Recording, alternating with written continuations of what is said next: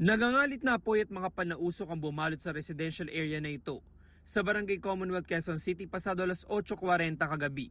Mabilis na kumalat ang apoy sa magkakadikit na bahay na gawa sa light materials sa Riverside Extension. Gumapang ito hanggang sa madamay ang mga bahay sa San Pascual Street. Sa laki ng sunog, kinailangan na itaas ng Bureau of Fire Protection ang ikalimang alarma. Nasa 50 fire truck ang rumisponde sa lugar. Sa kasagsagan ng sunog, nagtamo ng second-degree burn sa mukha si Jessie. Agad siyang ginamot ng mga rescuer. Yung binalikan ko yung asawa ko dahil nandun pa, saka yung anak ko, binalikan ko. Sabi ko, lumabas na kayo dyan, makukulong kayo. Yung pagbalik ko, sa sobrang init, yung parang nasunog na. Sa sobrang init, kaya nagbuhos agad akong tubig. Hindi naman lubos sa kalain ng taxi driver na si Nicolas na wala na siyang aabutan na bahay.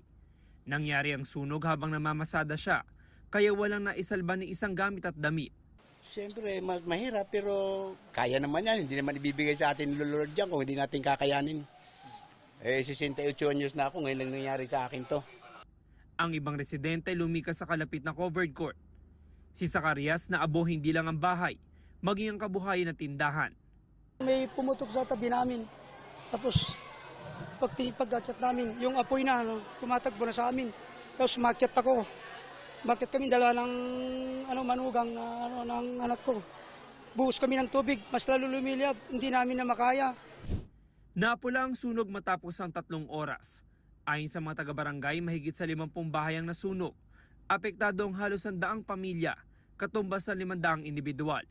Nagpapaluto na po kami ng mga pagkain para sa kanila. Nagpadala na rin po kami ng mga modular tent, yung mga banig. Tinitingnan po namin kung may mga babies din po. Baka sakali po may mga bata, pwede po natin mabilihan ito ng mga diapers o mga gatas. Medyo nahirapan po kami kasi ang dam po natin, isang daan na po natin. Isa lang, paikot lang ito. Tapos yung pinakamin po natin ng nasa baba mismo. Kaya kami ay naglatag kami ng 12:30 para mating namin yung pinakadulo. Inalam pa ng BFP ang sanhi ng apoy na nagsimula sa ikalawang palapag ng isang bahay.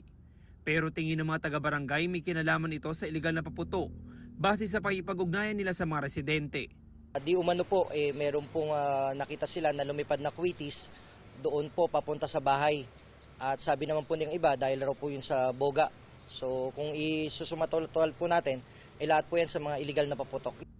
Nananawagan naman ng tulong ang mga residenteng nasunugan, lalo na't magbabagong taon. Kung sino man sila na medyo may magandang kalooban, hinihingi po namin ang kunting tulong po sa inyong lahat. Sa hirap na nangyari sa amin, magbibigay sila kung anong ibibigay, tatanggapin namin.